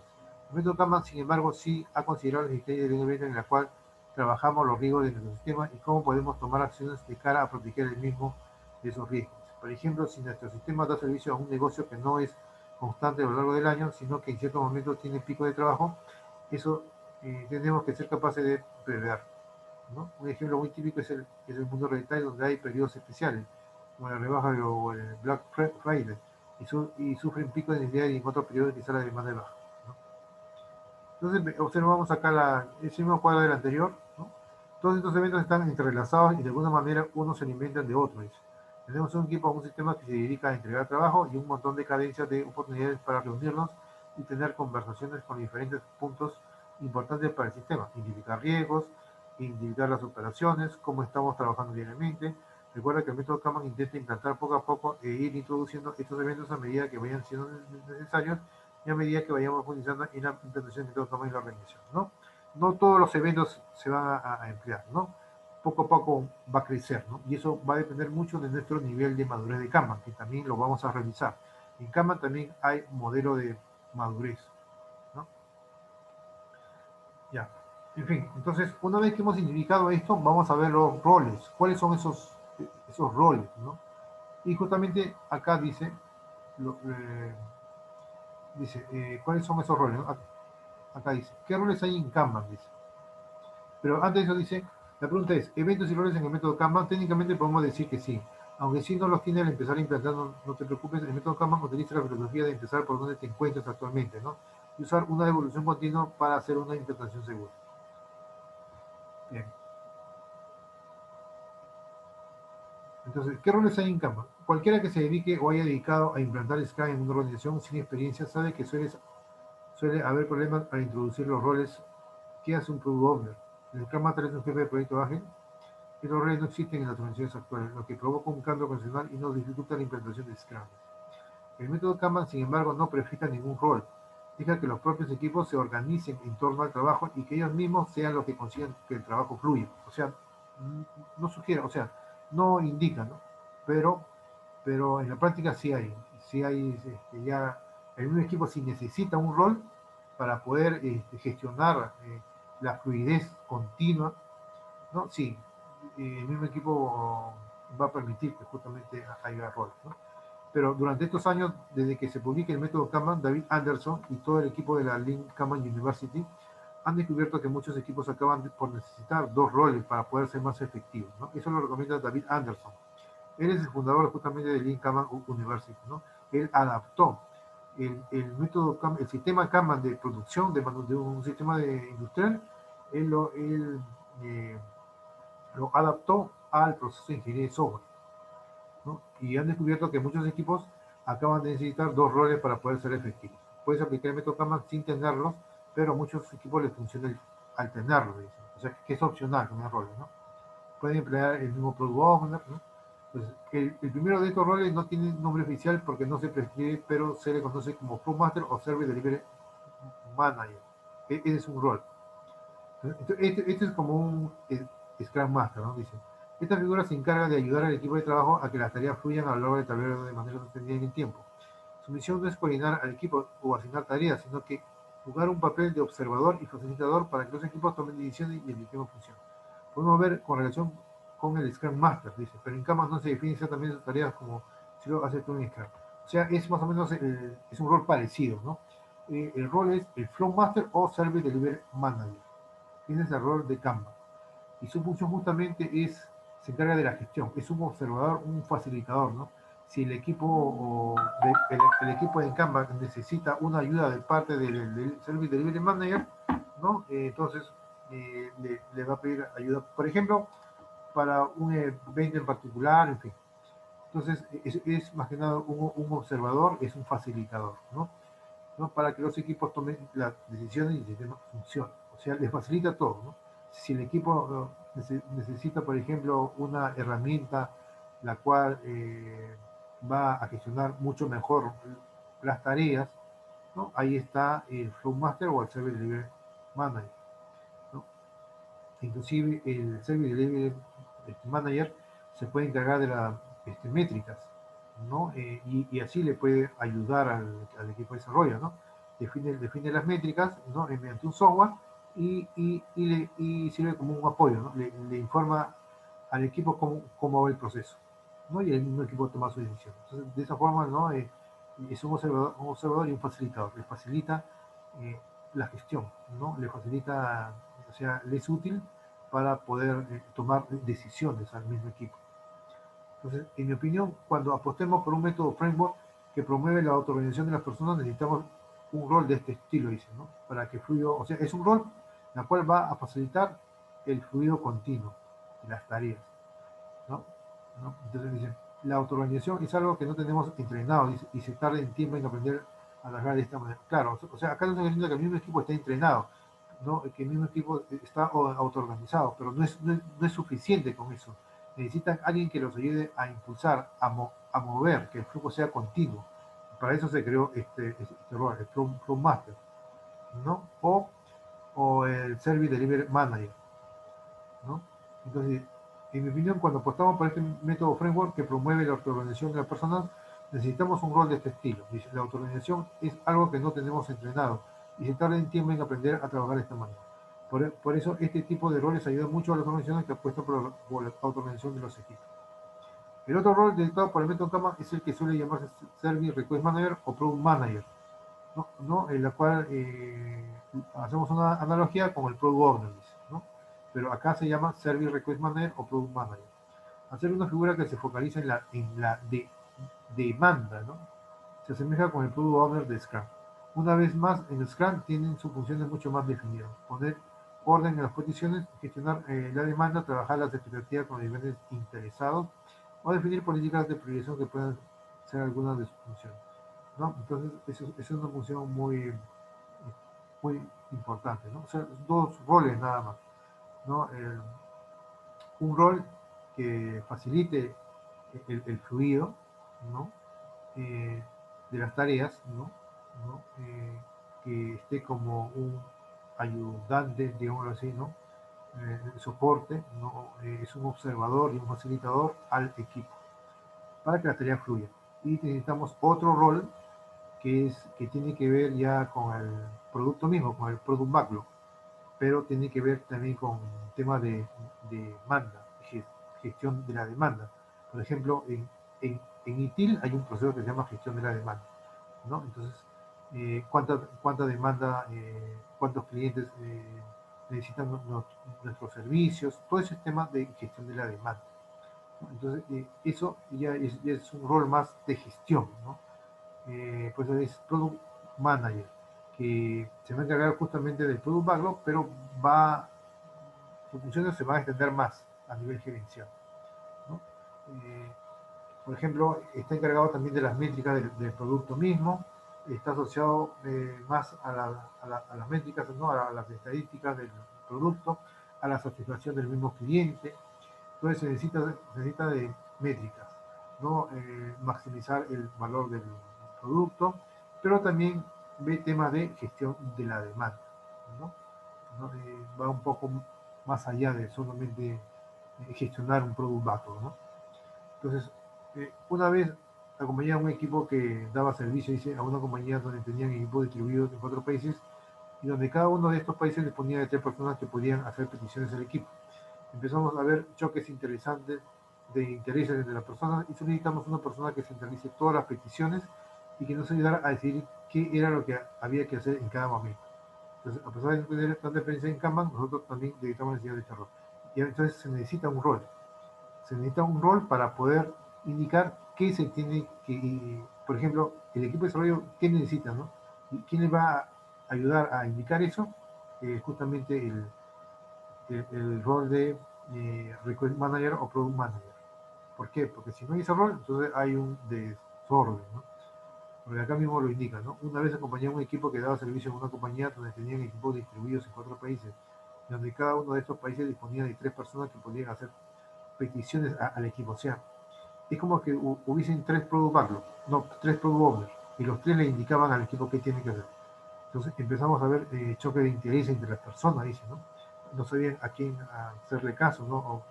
O le hacía caso a todos, pero el tema era la prioridad. Y solicitamos una persona que centralice todas las peticiones y que nos ayudara a decidir qué era lo que había que hacer en cada uno. O sea, acá habían, no es que eran 3 product owners, acá habían como todos los interesados le indicaban al mismo equipo qué tenía que hacer, pero había un desorden. Entonces se creó un nuevo rol acá, impusieron un nuevo rol, que es justamente el Service Request Manager, Product Manager, para que se encargue justamente de centralizar todo lo que el cliente solicita, ¿no? Entonces esos son esos dos roles, ¿no? Entonces, vamos a ver aquí, por ejemplo, en la, en la PPT, justamente vemos ahí, ¿no?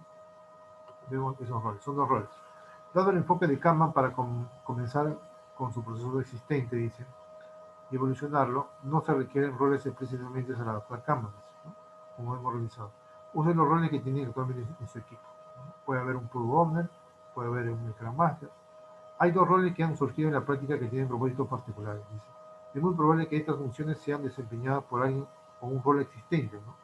Por ejemplo, el gestor de petición de servicio o Service Request Manager y el gestor de prestación del servicio, que es Servicio Delivery Manager.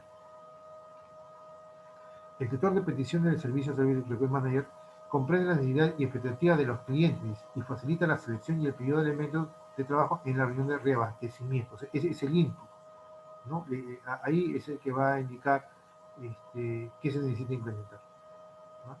Entonces, esta función a menudo lo desempeña un gerente de producto o un product manager o un proveedor de producto, product owner o gerente de servicio, service manager, ¿no? Y también tenemos otro rol que es gestor de prestación de servicio o service delivery manager, que es responsable del flujo de trabajo para entregar elementos seleccionados a los clientes. Facilita la reunión de Kanban y la planificación de la entrega, dice. Otro nombre para esta función incluyen administrador de flujo, Flow Manager, o administrador de entrega o maestro de flujo, Flow Master, ¿no? Como hemos revisado. Entonces, como ya hemos revisado las cadencias y los roles, ¿no? Hemos revisado también las prácticas y las políticas explícitas. Necesitamos revisar también el tema de las métricas, ¿no? Y justamente hay previsión métricas, y eso tiene que ver con la previsión probabilística. Con Kanban hay una forma de justamente predecir, por ejemplo, el tamaño de los elementos, los tiempos de entrega y las tareas de entrega. Esto se hace justamente con Monte Carlo, ¿no? Entonces, primeramente vamos a revisar, acá también encontré una pequeña lámina, ¿no? Digamos así, una pequeña lámina de Monte Carlo, ¿no? ¿No? Que los métricas y cuantitativas de Gamma,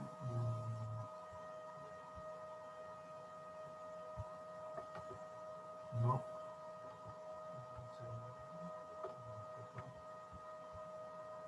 Vamos a ver aquí, Monte Carlo.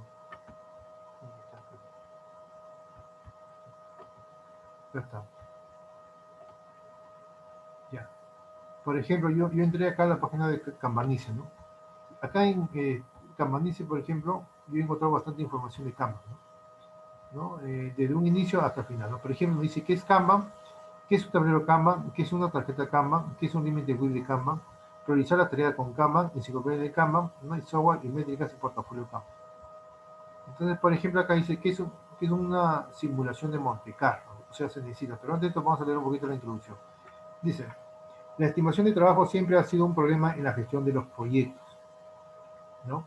O sea, estimar cuánto trabajo se va a desarrollar, cuánto va a costar, cuánto tiempo, ¿no? Siempre finalmente ha sido eh, así a mano alzada, en base a la experiencia, juicio experto, ¿no? O ana analogía, ¿no? Con respecto a anteriores proyectos.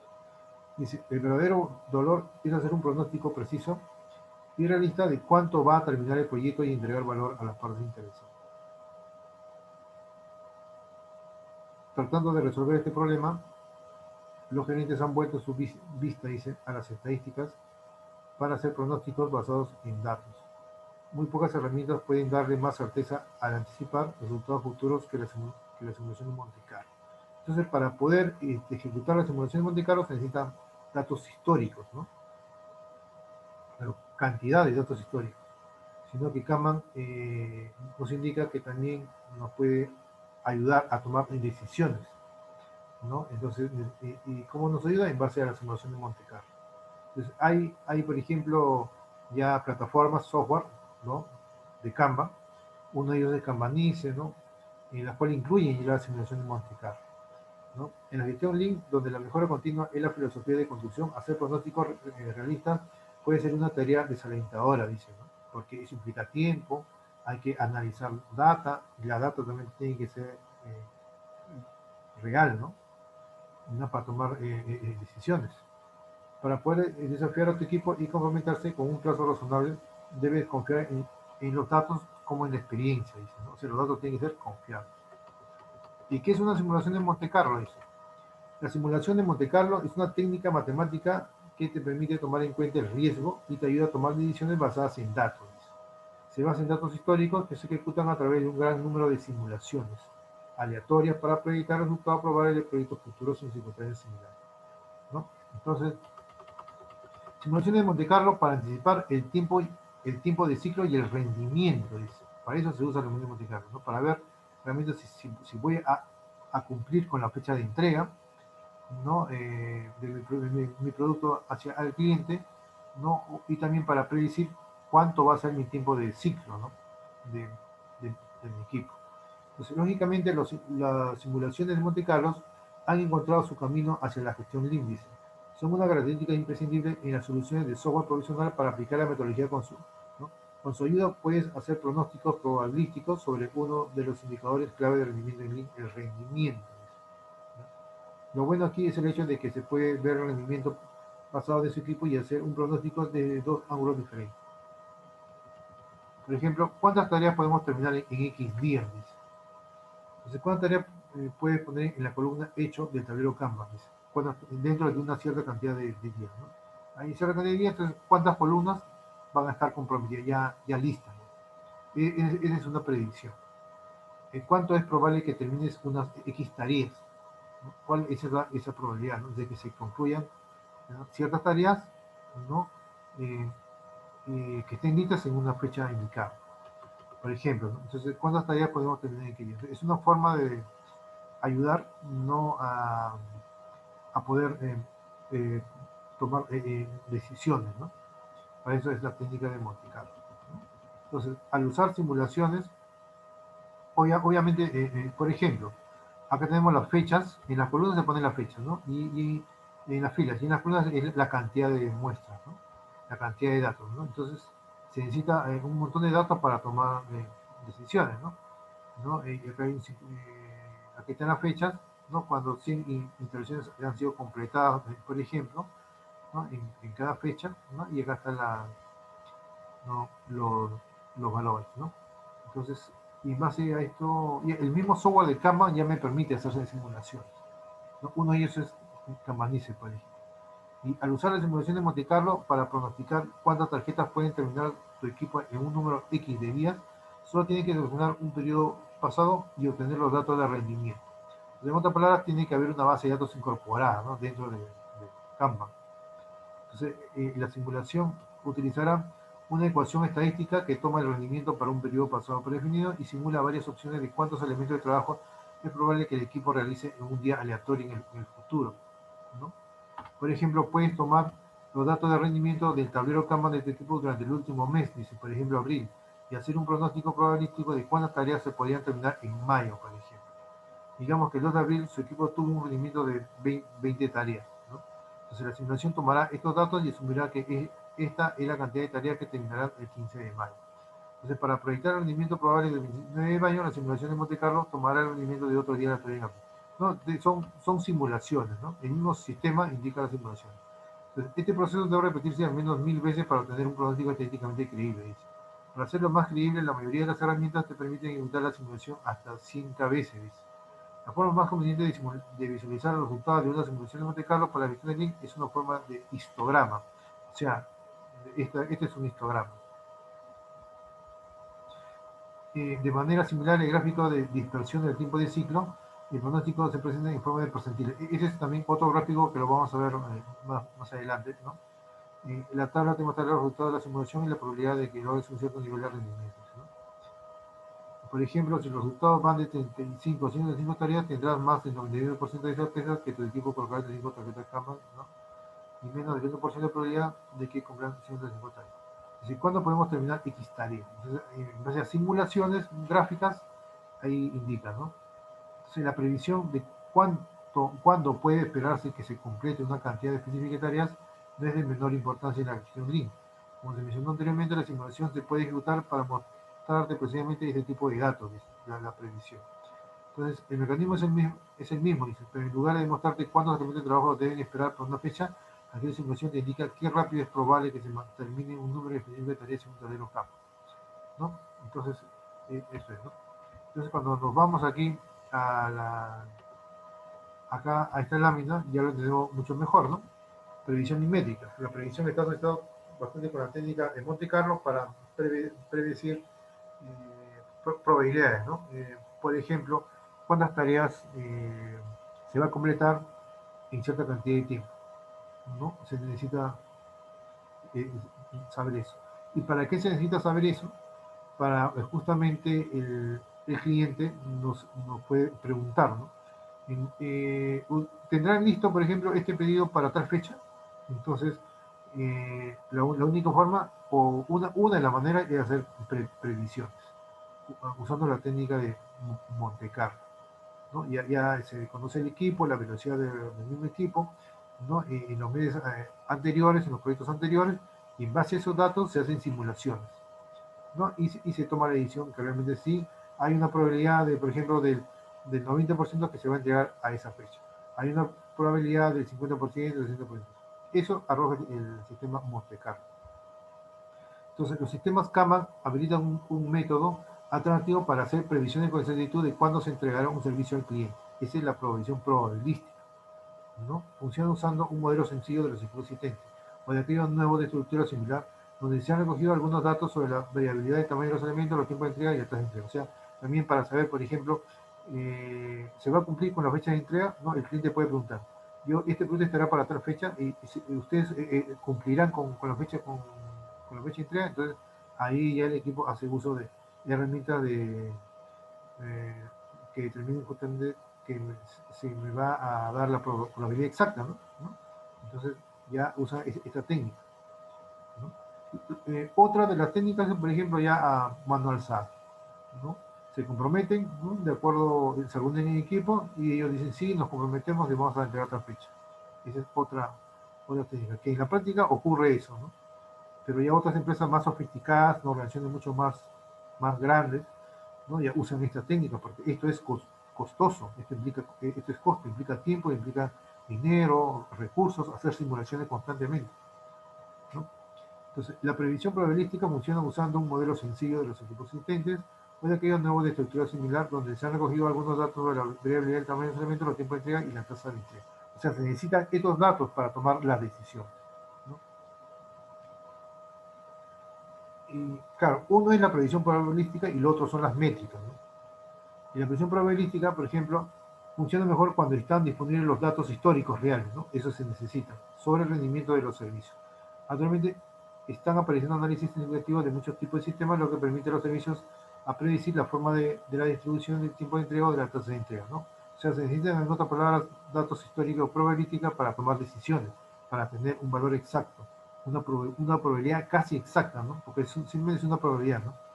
¿No? Entonces se necesitan esos datos de diferentes servicios, de otros sistemas, ¿no? Hay que conocer también el rendimiento del mismo equipo, ¿no? Entonces todos esos datos vamos a necesitar para que va a ser nuestro input para nuestro sistema Monte Carlo, ¿no? Para poder, el sistema nos va a indicar por ejemplo, una fecha probable, una fecha con una probabilidad, por ejemplo, del 90%, ¿no? El usuario indica, usted va a entregar, por ejemplo, para este producto para el 31 de octubre, por ejemplo, entonces el sistema le va a indicar, este producto se va a entregar el 31 de octubre, pero con una probabilidad del 90%.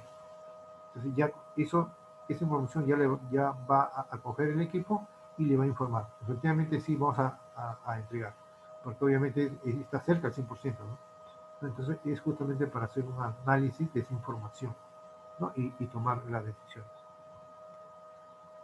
No, acá también tenemos otra gráfica, ¿no? Simulación Bourne, ¿no? Es otra gráfica de otra herramienta, ¿no? Que es para la predicción probabilística, demostrando la incertidumbre acerca del número de historias a completar, por ejemplo, ¿no? Si las historias se han completado o no y la tasa de empleo. Está marcada la fecha de determinación con 50 centímetros y 5% de probabilidad. Entonces, los sistemas de flujo pueden ofrecer un amplio número de métricas de flujo que son importantes para los clientes de los sistemas, particularmente para construir estimaciones fiables. El punto de partida mínimo es recoger datos de tiempo de entrega, dice, ¿no? Tiempo de respuesta, tasa de entrega, WIP y coste por lo general, principalmente el coste de vida, persona, contenido, proceso. Bueno, esos son datos inputs que se van a necesitar para poder tomar decisiones, ¿no? Hacer simulaciones, ¿no? Y acá existen otros tipos de gráficas, ¿no? Así como hay, o sea, en Kanban también, también hay métricas, ¿no? Pero para poder determinar esas métricas necesitamos conocer qué es un diagrama de dispersión, qué es un diagrama de flujo acumulado, qué es un diagrama de comportamiento y un gráfico de control. Entonces dice que existen varios tipos de gráficas importantes para mostrar datos del sistema de flujo. Por ejemplo, el LITIN, el Cycle Time, ¿no? Entonces necesitamos conocer. Esto de acá, por ejemplo, es una gráfica para mostrar datos del sistema de flujo, diagrama de dispersión. Entonces vamos a ver un vídeo mejor para poder entender de qué trata esto, ¿no? Entonces yo acá tengo justamente, no porque así estoy viéndolo como que no lo entendemos mucho, ¿no? Hay que ver un vídeo. Por ejemplo, acá hay un gráfico de entrega, el diagrama de dispersión de control, ¿no?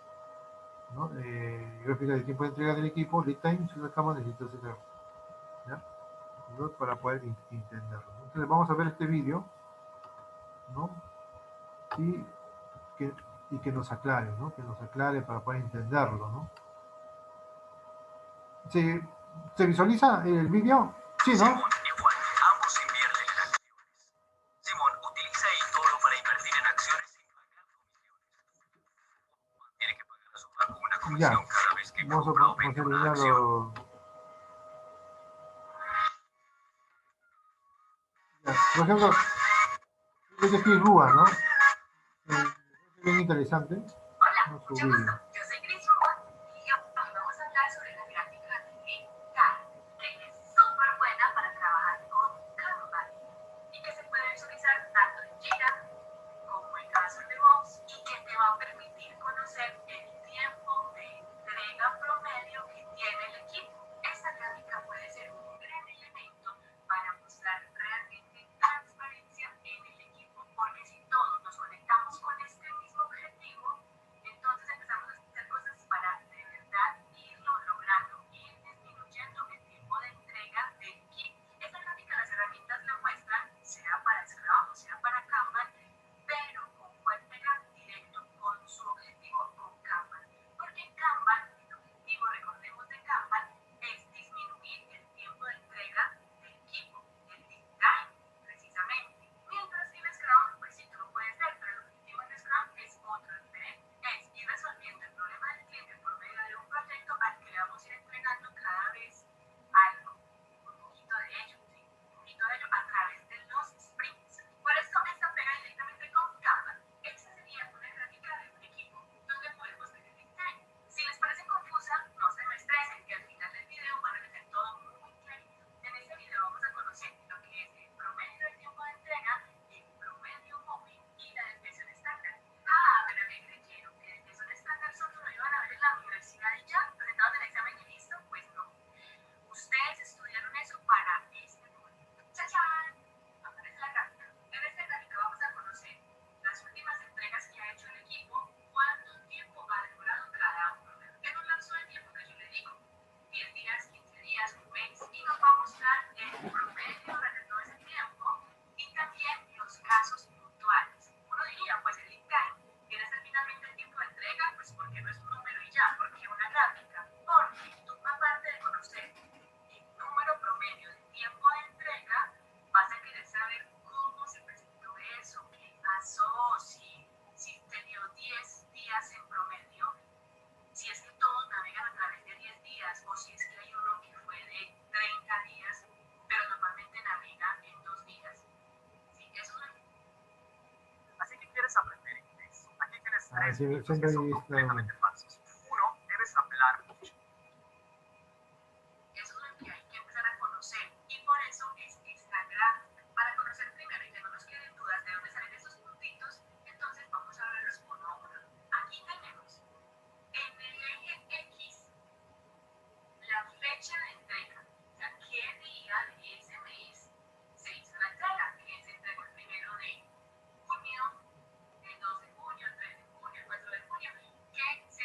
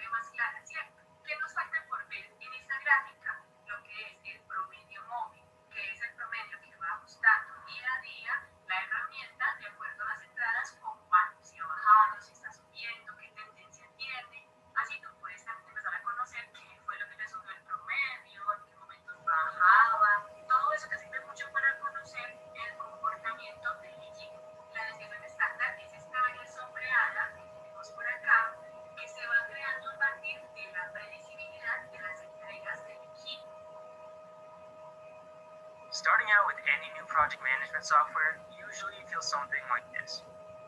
Where do you even start?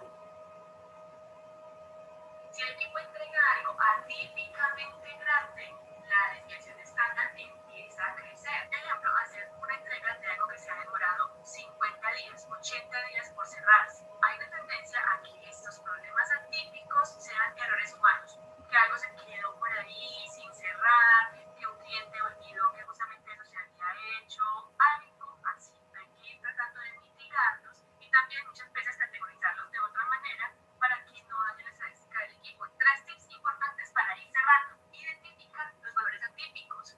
Conoce qué los causó y trata de que no siga pasando a futuro. Un promedio móvil descendente muestra que están mejorando el tiempo de entrega del equipo. Lograr ir teniendo una desviación estándar cada vez más pequeño hará que sea más predecible el tiempo de entrega del equipo. Para que cuando un cliente te pregunte, ¿y eso más o menos en cuánto lo hace el equipo? Tú puedas decirle, promedio 3 días. ¿O sí? Sí, me parece súper bien. ¿Cuánto tiempo se puede demorar aproximadamente? Ah, sí, señora, yo estoy viendo la gráfica. Por ahí unos 4 días aproximadamente. Ah, sí, señora, yo viendo la gráfica.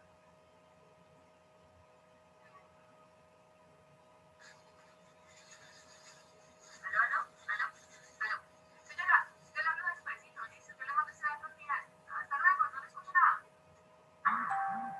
Y listo, aquí les dejo una herramienta más, una gráfica más, para que ustedes puedan sacarle provecho a trabajar con Kanban. Kanban es muy, muy bueno, muy, muy poderoso y va mucho más allá de tener un tablero con unos post-it pegados. Eso tiene su propia estrategia y es reducir el tiempo. Por eso debemos conocerlo para poderlo reducir.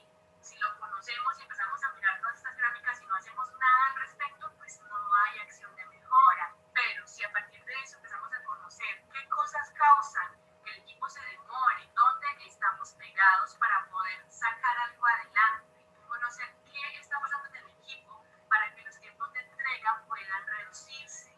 Aquí es donde está la magia de esto. Lead time, esta gráfica en Jira, más o menos la van a ver así, gráfica de control.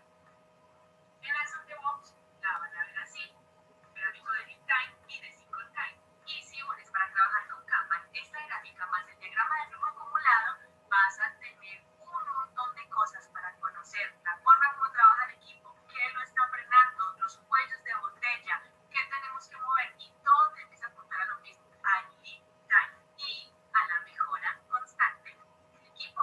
Un saludo muy especial a ti que llegaste hasta aquí, hasta este tiempo del video. Un abrazote muy grande. Hace tiempo no sacaba video y espero que les sirva mucho. No olviden suscribirse, darle like, comentarme cómo les pareció, si les sirve, si la conocían y que estén súper, súper bien. Un abrazo muy, muy gigante. ¡Chao! Bien, entonces nos ha hecho ver lo importante que es el lead time, ¿no? Entonces, ¿ya? Entonces, eso es muy, muy importante. Entonces, vamos a ver, por ejemplo, para familiarizarnos más, ¿no? Acá en Kanban, métricas Kanban, ¿no? Ya estamos entrando a métricas Kanban, entonces necesitamos conocer cuáles son esas métricas, cómo se calculan, ¿no? Entonces, por ejemplo, ¿no? Cómo medir el tiempo de ciclo, el tiempo de entrega y el tiempo de ciclo, son las métricas muy importantes. Uno es medir el tiempo justamente de entregar, ¿no? Cumplir con el cliente, y lo otro es el tiempo de ciclo que está asociado al producto mismo, ¿no? Entonces necesitamos conocer todo eso. Bien, entonces por ejemplo, acá hay, ¿no? Métricas Kanban. Establecer, ¿no? Un flujo de trabajo estable es la clave para construir equipos exitosos, ¿no? O sea, que hay un flujo continuos, con pocas restricciones, lo más mínimo, ¿no? Equipos exitosos y productivos. Un flujo de trabajo estable ayuda a tu organización a entregar más rápido al mercado, ¿no? Y aporta mayor valor a tus clientes y organización. Pero ¿cómo puedes medir, dice, la tasa de éxito de tu flujo de trabajo y mejorarlo? Porque eso es lo que queremos conseguir, ¿no? La respuesta es simple, dice, mediante el uso de datos estadísticamente significativos. Esta es la razón por la que la mayoría de las soluciones Kanban en línea contemporáneas están equipadas con módulos de análisis que te proporcionan datos valiosos del flujo de trabajo, ¿no? Entonces, dice, pero antes de continuar, vamos a ver mejor un vídeo de flujo de trabajo, ¿ya? En qué consiste, ¿no? Porque siempre es bueno conocer eso. Ajá, diagrama de flujo de trabajo, ¿ya? Que este es muy importante, ¿no? No es un vídeo, no es un flujo de trabajo, que también lo tiene Chris Rua.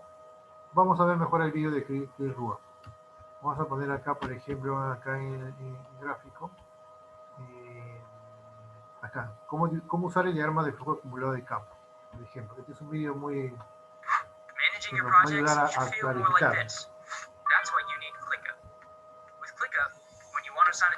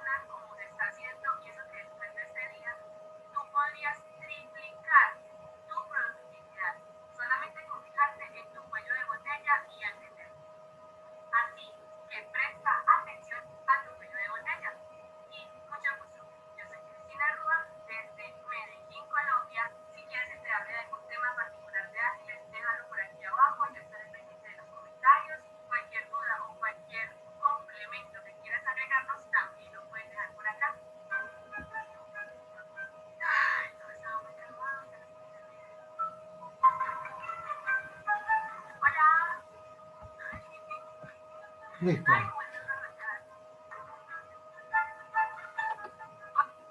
Listo. Entonces, nos quedamos ya por hoy y nos vemos el próximo sábado para continuar con más métricas y vamos a tocar ya material de CERMIN, ¿ya? La cual nos va a profundizar más los temas que estamos viendo, ¿no? Vamos a ver más vídeos, ¿no? Más temas para poder culturizarnos, ¿no? Y meternos de poquito en poco, ¿no? La idea es como en mi tablero Kama nosotros podemos calcular el ITIN, el cycle time, ¿no? Y las famosas gráficas que nos ofrece Kama, ¿ya? Sí, sí habrá un ejercicio práctico, justamente en Jira vamos a desarrollar uno, ¿ya? Para ver todos estos temas, el ITIN, todo esto. Listo. Nos vemos el próximo sábado de 11 a 1. Listo. Muchas gracias.